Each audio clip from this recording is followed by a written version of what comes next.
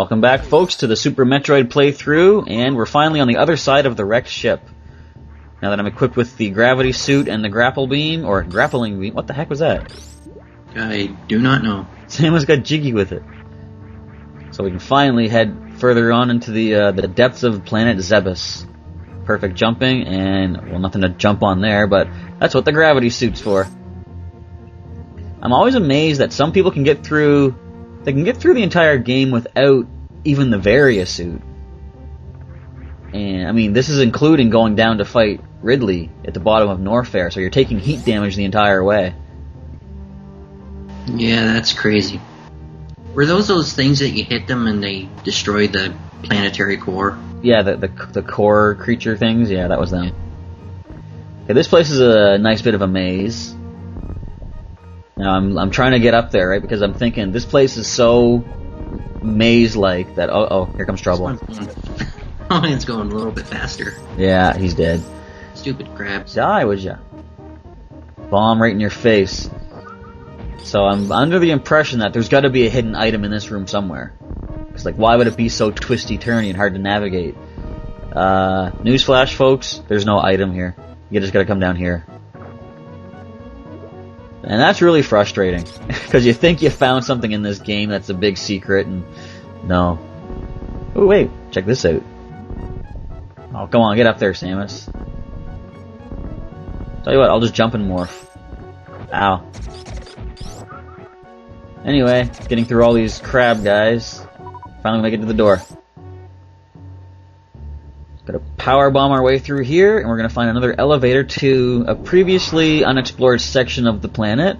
Although, technically we have been in there once already. Once or twice, back and forth. Welcome to Maridia. And you're saying something about the impression this gives you? Yeah, this really doesn't look like Metroid to me. No? There's grass there, and then there's some soil. It looks too lifelike. Yeah. Are all the save rooms destroyed? Most of them. I think, yeah, they all have wreckage and stuff in them. Debris lying around, cracks in the walls. Yeah, but anyway, I guess this is why it doesn't look like Metroid to me, is because I never get here, so I keep forgetting about it. Yeah, you're unfamiliar with this location. Yeah. So here we have the two guys you were talking about from Metroid 2. Yep. The ones that jump straight up, I know for sure are in Metroid 2, because they're the main enemy.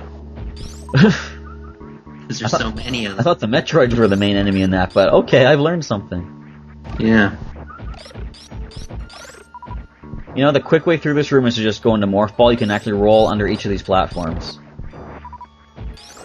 But I figured, It's way. Yeah, coward's way. Plus, I kind of wanted to refuel my ammo. Now this room's annoying.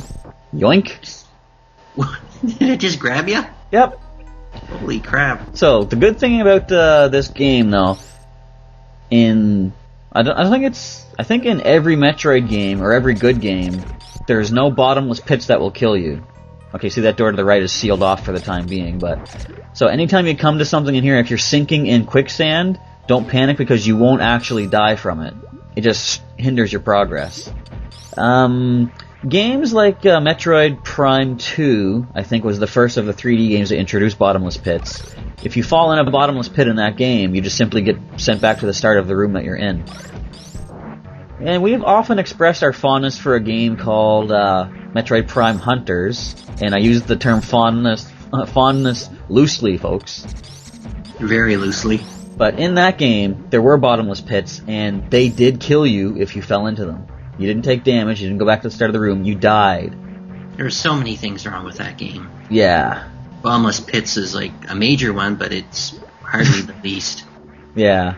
I just found that really annoying because I'm normally not too bad with 3D platforming. Like, with the Prime series, you have to realize that if you're jumping and you see the platform in front of you, that means it's still in front of Samus. It's not necessarily under her feet.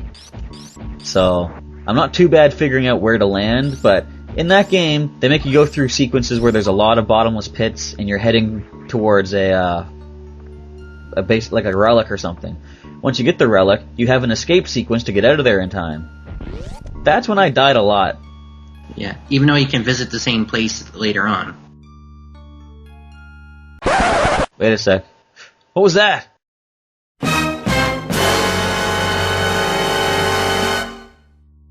That looked like a Metroid up there. Uh-oh. Are we too late? Have the space pirates finally perfected the Metroid cloning process? What are they doing to the baby? Questions will be answered, folks, next time on... Or maybe not next time, but sometime on... It's like some sort of bullfrog on crack? Yeah, that's what I thought, but... Tappity-tappity. Yeah, I can't get out. Now, it's hard to see on the screen, but there are like little sand falls coming down in this room, and that's why I'm having so much trouble jumping there. Because I'm right in the sand fall. Right, I see it. Yeah. So it's kind of hard to get out of this with all the stupid quicksand features going on here. I can't shoot that guy because he's covered up now. Just do a good jump. There we go. That was a nice wall jump, and I completely failed the landing. You guys are annoying. Look. And enemies are weird. They look like some sort of big seahorses, almost like the ones that we saw in Norfair, but bigger. Oh well, I'm out of the room, we're done. What else is this crazy place I have in store? Oh, fast-moving crabs. Gotta love that. Now, as you saw, they came crawling right out of the floor there, so that's sort of an indication that there's something down there to check out. Another crab. Dead. Yeah, here's a door. Red one again. Another missile door, yeah. Hooray, the map. We need this. Well, I need this. For everyone else, there's the internet. This place is actually pretty big. Hey, look at there's a big icon there. Yeah, that's the boss icon. There are 4 major bosses in the game that you have to defeat in order to make it to the final area. We've already taken out 2 of them. Kraid and Phantoon. The other 2 remaining are Draygon. I think that's how you pronounce it. It's Draygon. Yeah, so I don't see why it would just be called Dragon. But anyway, him. And of course, our big boy Ridley. Now this place might seem a little familiar to people that have been following along, because, whoop, we're back in the path that takes us through Brinstar. Now here's one of my favorite parts of this game here. This glass chamber, if you power bomb it, it completely shatters it open for you. So now you can connect yourself between Maridia and Brinstar quite easily. With little glass chunks floating down. Yeah. They did so well with like the graphical features of this game. The wall jumping not so much, but I mean... Yeah, they improved it in later installments. Oh yeah. Pretty much every game that initiated wall jumping ability made it better in later games. Like you look at Mario 64. The wall jumping in that could be a little hard to do sometimes. But in the new games, they make it so that he slides down the wall. Right. So you actually have time to, perfect your jump. And the wall jump is actually supposed to be a hidden ability in this anyway, so there's a reason why it's harder. So you don't accidentally discover it. Yeah, because a lot, as you've seen already from what I've done, wall jumping can sort of break the sequence of the game as it is. Like, I got the wave beam before I should have even had that. Although, let me think here. To get the wave beam, it looked like I needed the grapple beam. But to get the grapple beam, I need the wave beam to get down past Crocomire. Man, things are so messed up in this game. Maybe they intended it to be sequence breakable. Okay, I'm trying to figure out how to get to this missile here. Apparently nothing to bomb open. Yeah, I don't get this one at this point. There, I was just showing off how you can do like a crouch and jump higher, see that? I can't get to the super missile either. Man, why do they tease you like that? They show you the thing that you can't have. This is Christmas all over again. That's a pretty horrible Christmas. I know. They lock all your weaponry behind walls. This ain't the Christmas I signed up for. Nope. Fortunately, get hit by the crab, for no reason. There's a secret hole in the wall that takes you to that super missile. Hooray, Christmas is not ruined after all.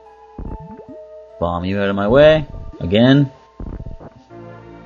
There we go. 5 more super missiles in the old arm cannon.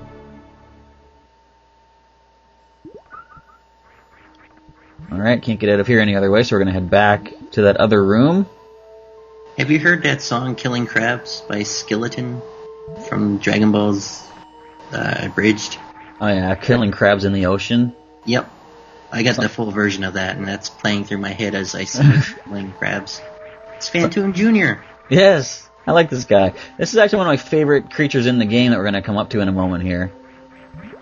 Like, the grapple beam is pretty fun because, like, as far as I recall, there was nothing like that in any game up to this point. Like something you can swing off of objects, right? I see right here. I'm just trying to grapple across. Was it? I think so. I don't think I played that. Now, what I like about these guys, though, they're the only thing, pretty much, that you can spin around in a circle with. And watch when I grab onto them. It's just so fun. It's like Samus is a trapeze artist. Okay, don't get too close because it'll hurt you. But it's so fun. The trick is, too, the longer you stay attached to them, the higher up these guys will float. So I'm trying to use them to get up higher here. And if I can spin around them at the time, why not? It seems a little childish for Samus to be doing, but as Other M showed us, she basically is just a big child anyway. That's not a real game. I hate that Ridley encounter. Oh. I don't consider it part of the Metroid series. Nor should you. It's a nice what-if story, but... You know, what if Samus needed a whole group of people to help her? Yeah. I'm going to want to power up a little bit here first. Who knows what lies behind that door? It could be the most impossible chamber of death we've ever seen in our lives. That'll do. Missed the missile. Yeah, I don't need that. So here we come to a little chamber that takes us back to... Hey, I know this place. This is Brinstar. This leads to that room with all the flowers and spikes. Ha! What do you know? God, let me out of here. Samus runs for her life. But yeah, that's like it's a one-way trip back through to the left, because if you leave that area, the super missile door locks again. But if you're looking for a quick way back into Brinstar, you can come up here and do that. There's a couple other things like that. There's one in the lower sections of Norfair before you get to Ridley. There's like a one-way trip back from there as well. I like how certain things connect like via elevators in this, but there are non-elevator ways to get back. If this was like a CD-based game, the elevators would be like, you know, loading times, like loading screens. So having a way of getting to a spot without the elevator would sort of break the loading of the game or something. Yeah. Now you could use the other path to get up there, but why bother? I love when the wall jump works. And of course when it fails, it's not my fault, people. It's the wall jump itself that failed. Just like any true gamer, I don't accept my own limits. We're gonna head over this way.